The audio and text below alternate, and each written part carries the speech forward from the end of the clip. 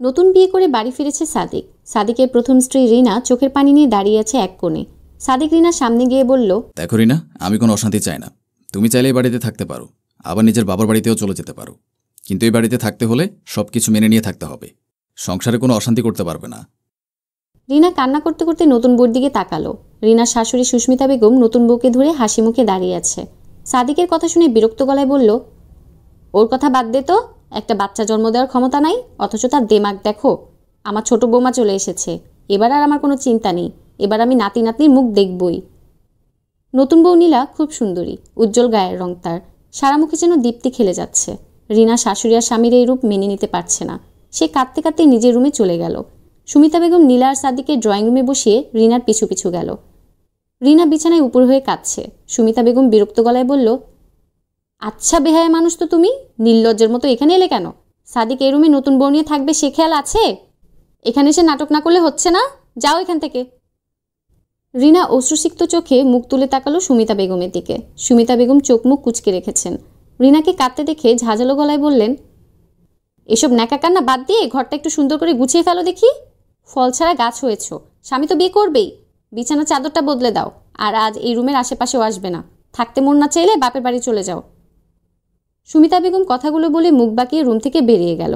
রিনার বুকের হাহাকার তাকে দুমড়ে মুচড়ে শেষ করে দিচ্ছে। একটা বাচ্চাই সাদিকের কাছে সব হলো, তার এত বছরের ভালোবাসা কিছুই না? তাহলে কি সব মিথ্যে ছিল? রুমটাকে সুন্দর করে গুছিয়ে সে হাতে পার্স নিয়ে সাদিকের কাছে গিয়ে বলল, কিছুদিনের জন্য আমাদের বাসায় যাচ্ছি, রুম গুছিয়ে দিয়ে গেলাম, আশা করি তোমাদের কোনো অসুবিধা হবে না। সাদিক স্বাভাবিকভাবেই বলল, ঠিক আছে, যতদিন খুশি থেকে আসতে পারো, এখন সংসার সামলানোর জন্য লোক আছে। এই কথা বলে সাদিক নীলার হাত ধরে তার দিকে তাকিয়ে মুচকি হাসল। নীলা নাজুক হেসে মাথা নিচু করে ফেলল।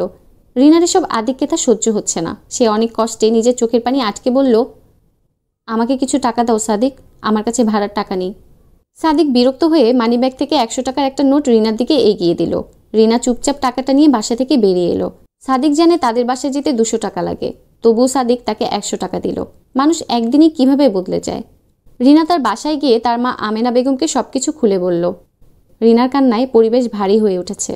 আমেনা বেগম রিনাকে সান্ত্বনা দিয়ে বললেন, তুই যেই সিদ্ধান্তই নিবি আমি তোর পাশে আছি, তুই চাইলে সাদিককে ছেড়ে আসতে পারিস। রিনা কান্না মিশ্রিত গলায় বলল, আমি সাদিককে ছেড়ে এলো সমাজ আমাকে ছাড়বে না। সাদিক যা করেছে তা সহ্য করা আমার পক্ষে অনেক কঠিন মা, তবে অসম্ভব নয়। বাবা বেঁচে থাকলে আমাদের মাথার উপর ছায়া হয়ে থাকতো, কোনো কিছু সিদ্ধান্ত নেওয়ার আগে এতবার ভাবতে হতো না। বাবা মারা যাওয়ার পর আমাদের অনেক কিছু সহ্য করতে হয়েছে মা, আমি দ্বিতীয়বার এসব সহ্য করতে পারবো না। সাদিক আমার জীবনে এখন শুধু একটা পরিচয় মা, আমার জীবনে এর বেশি আধিপত্য তাকে আমি দিব না। তবে এই পরিচয়টা আমার প্রয়োজন, আমি একজন ডিভোর্সি মেয়ে হয়ে বেঁচে থাকতে চাই না মা। আমেনা বেগম মেয়ের ভয় বুঝতে পারলেন। রিনার বাবা মারা যাওয়ার পর তাদের পাড়াশুদ্ধ লোক কারণে অকারণে বিরক্ত করেছে। মাঝরাতে বাসার দরজায় অনবরত কলিং বেল বাজিয়েছে। তাদের হয়ে কেউ কোনো প্রতিবাদ করেনি। এক প্রকার বাধ্য হয়েই রিনাকে অল্প বয়সে বিয়ে দিতে হয়েছে।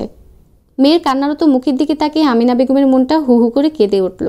চোখের সামনে মেয়ের এমন করুণ পরিণতি কোনো মাই সহ্য করতে পারে না। তিনি রিনাকে বোঝানোর জন্য বললেন, ডিভোর্স মানে শেষ হয়ে যাওয়া নয় রিনা, নতুন করেও জীবন শুরু করা যায়। আল্লাহ নিজেই বিধান করে দিয়েছেন, তাহলে তো শুরু করতে অসুবিধা কোথায়? রিনা করুণ করে হাসল। আল্লাহ তো 4টা বিয়েরও বিধান করে দিয়েছেন মা, তাহলে মেনে নিতে অসুবিধা কোথায়? অবশ্যই করে দিয়েছে, অস্বীকার করার কোনো অবকাশ নেই। তবে স্ত্রীর অনুমতি নিয়ে তাকে রাজি খুশি করে তবেই পুরুষ মাসনা করতে পারবে। অবশ্যই খেয়াল রাখতে হবে যে দুই স্ত্রীর মাঝে যে ইনসাফ করতে পারবে কিনা। সাদিক কি তোর উপর ইনসাফ করেছে? বিয়ের আগে তোকে জানানোর প্রয়োজন মনে করেনি। যার যার জবাব সে দিবে মা, তবে আমি যতদিন সহ্য করার ক্ষমতা রাখি ততদিন আমি সাদিককে ডিভোর্স দিব না মা। স্বামী পরিত্যক্ত মেয়ে মানুষ আপনজনের কাছে বিষ হয়ে যায় মা। আমেনা বেগম আর কিছু বললেন না। রিনা নিজের রুমে চলে গেল। কয়েকদিন যাবৎ তার শরীরটা ভালো যাচ্ছে না। শারীরিক অসুস্থতার চেয়ে মানসিক অসুস্থতা রিনাকে দুর্বল করে দিচ্ছে। রুমের দরজার সামনে গিয়ে মাথাটা ঘুরে উঠল রিনার। আমেনা বেগম তৎক্ষণাৎ ধরে ফেলল তাকে। তুই ঠিক আছিস মা? আমেনা বেগমের উদ্বিগ্ন গলা শুনে রিনা ক্লান্ত গলায় বলল, শরীরটা ভালো লাগছে না মা, মাথাটা কেমন যেন ঘুরছে। চল ডাক্তারের কাছে যাই, শরীরের আর কি দোষ?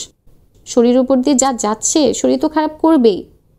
রিনা মায়ের কথায় সম্মতি জানিয়ে ডাক্তারের কাছে যাওয়ার জন্য বেরিয়ে পড়ল। সাদিক তার নতুন বউয়ের সাথে মধুর সময় পার করছে। রিনা ঠিকভাবে পৌঁছালো কিনা একবার খবর নেওয়ার প্রয়োজন মনে করেনি সে। পরের দিন সকালে সাদিকের মা সুমিতা বেগম তাদের দরজায় কড়া নেড়ে বলল, সাদিক, উঠেছিস বাবা? অনেক বেলা হয়ে গেছে। নীলাকে বল নাস্তাটা বানিয়ে নিতে। নীলা বিরক্ত গলায় সাদিককে ধাক্কা দিয়ে বলল, তোমার মায়ের কি কোনো কমন সেন্স নেই? নতুন দম্পতিকে বিয়ের পরের দিন কেউ এভাবে ডাকে? যত সব।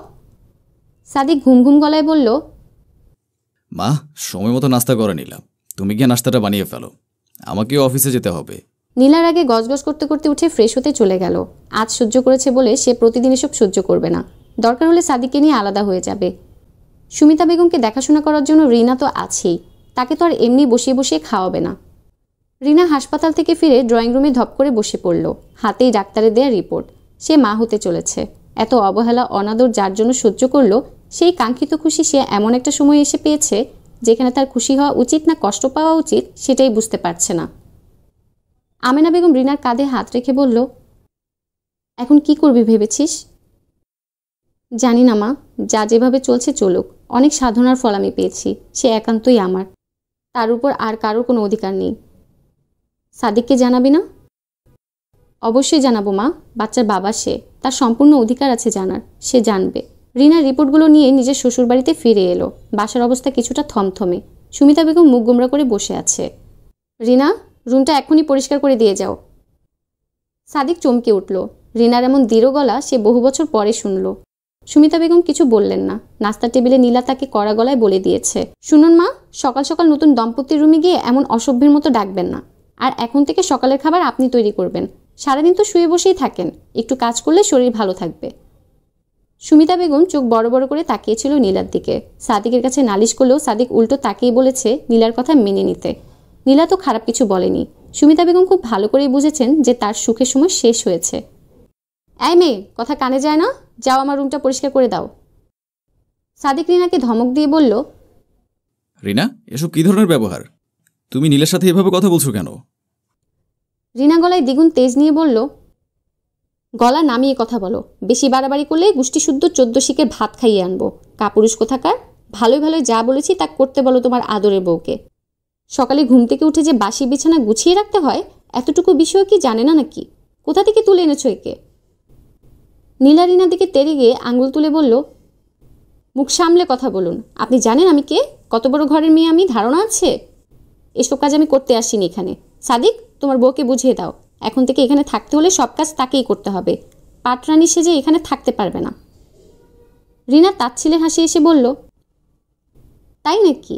এখনই পরিষ্কার হয়ে যাবে কে পাটরানি সেজে থাকবে আর কে চাকরানি। রিনা তার ব্যাগ থেকে কয়েকটা কাগজের কপি এগিয়ে দিল সাদিকের দিকে। সাদিক ভ্রু কুচকে সেগুলো হাতে নিল। কাগজের দিকে একবার চোখ বুলিয়ে অবাক চোখে তাকালো রিনার দিকে। তুমি মা হতে চলেছ? রিনা 2 হাত ভাঁজ করে বলল, ওখানে আরও কিছু কাগজ আছে সাদিক। সাদিক বাকি পেপারসগুলো চেক করে দেখলো সেখানে থানায় করা সাধারণ ডায়েরির একটা কপি আছে। সে দ্বিগুণ আশ্চর্য হয়ে তাকিয়ে রইল রিনার দিকে। এবার ভেবে দেখো তুমি কি করবে। তোমার সন্তানকে নিজের কাছে তখনই পাবে যখন তুমি তোমার সম্পত্তির অর্ধেক আমার নামে লিখে দিবে, আর তুমি তা দিতে বাধ্য। আমাদের ডিভোর্স হলে আমি এমনিতেও এসব কিছুই পাবো। দেনমোহর হিসেবে তুমি আমাকে তোমার অর্ধেক সম্পত্তি দিয়েছিলে, মনে আছে? যাই হোক, তোমার প্রতি আমার তেমন আগ্রহ নেই। প্রতি মাসে আমার খরচ বাবদ 20,000 টাকা আর ব্যবসার অর্ধেক মুনাফা আমার অ্যাকাউন্টে পাঠিয়ে দিবে। এই বাসায় আমি থাকবো। এই মেয়েকে নিয়ে বিদায় হও। মা চাইলে এখানে থাকতে পারে, আর সপ্তাহে 4 দিন তুমি এই বাড়িতে আমার পাশের রুমটায় থাকবে। আমি চাই না লোক আমায় বলুক আমার স্বামী আমাকে ত্যাগ করেছে। যদি বিষয়গুলো মানতে তোমার সমস্যা হয় তাহলে বলো। থানার নাম্বার আমার ফোনে সেভ করাই আছে। নারী নির্যাতন মামলা বুঝো তো, সহজে ছাড়া পাবে না। সাদিকের ঘাম ছুটে গেছে। একটা সন্তানের জন্যই তো সে আবার বিয়ে করেছিল, কিন্তু কি থেকে কি হয়ে গেল? নীলা মাথায় হাত দিয়ে বসে পড়েছে। সাদিকের টাকা দেখেই সে তাকে বিয়ে করেছিল, না হলে বিবাহিত ছেলে বিয়ে করার প্রশ্নই ওঠে না। এখন তার কি হবে? বাবা মায়ের কাছেও যেতে পারবে না, তারা তাকে ত্যাগ করেছে। সুমিতা বেগম সাদিকা নীলার দিকে একবার তাকিয়ে শান্ত গলায় বলল, আমি এখানেই থাকবো। তুই একটা ভাড়া বাসা দেখে না হয় সেখানে উঠে পড়। এছাড়া আর কোনো রাস্তা দেখছি না। রিনা নীলাকে রুম পরিষ্কার করার কথা বলে সোফায় পায়ের উপর পাতলে বসে পড়ল। নীলা সাদিকের দিকে অসহায় চোখে তাকিয়ে চলে গেল। আসলে নরম হয়ে থাকলে সবাই তাকে দুমড়ে মুচড়ে দেয়। শক্ত মানুষের সাথে স্বেচ্ছাচারিতা চলে না। রিনার অনাগত সন্তান তাকে শক্ত হতে সাহায্য করেছে, কারণ মায়েরা কখনো দুর্বল হয় না। লিজা কলেজে যাওয়ার জন্য তৈরি হচ্ছিল। নীরা এসে বলল,